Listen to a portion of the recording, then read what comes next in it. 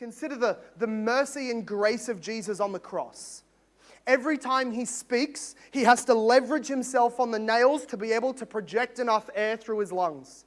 Every speech is painful because of the bruised, brutalizing, bleeding mouth. Maybe he's lost teeth at this point. The lungs are sore. His neck has been brutalized. Everything hurts to even speak. He's thirsty and parched. His lungs are filling with blood. He has near no energy. He is making almost no coherence of the things around him, but by the Spirit of God upholding him. And in that state, what does he do?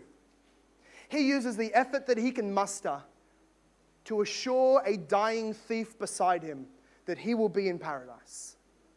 It's a marvel to me because that man had expressed his faith. Jesus could have just let the guy die in mystery and wake up in paradise.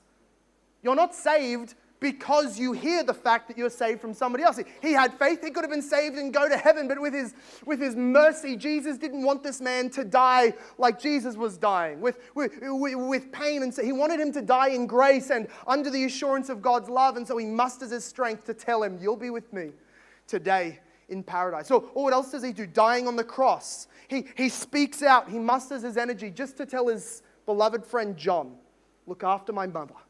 Mother, consider John your son. In his death, he's looking after his mother. And this is the kind of mercy that we have in Jesus. Jesus is judge. Jesus is king. Jesus is glorious and holy and all of those wonderful things. But Jesus is filled to the brim with mercy in a well that has no bottom.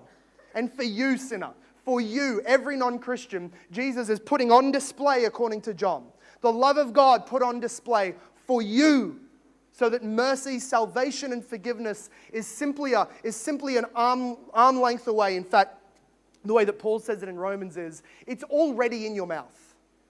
You don't even need to go get it. You don't need to go and receive the gospel from somewhere. If you've heard it, it's right there. Just let the bread of life fall into your soul. That's all it is. Simply believe Jesus. Jesus is the one that has gone over every hurdle, come over every wall, and removed every barrier for salvation, so that you can today be saved in a moment if you simply receive that mercy. Simply believe on the Lord Jesus Christ. Simply call to him and say, yes, I want your salvation. This is the love of God, John says. In this, the love of God was made manifest among us, that God sent his one and only Son into the world so that we might live through him.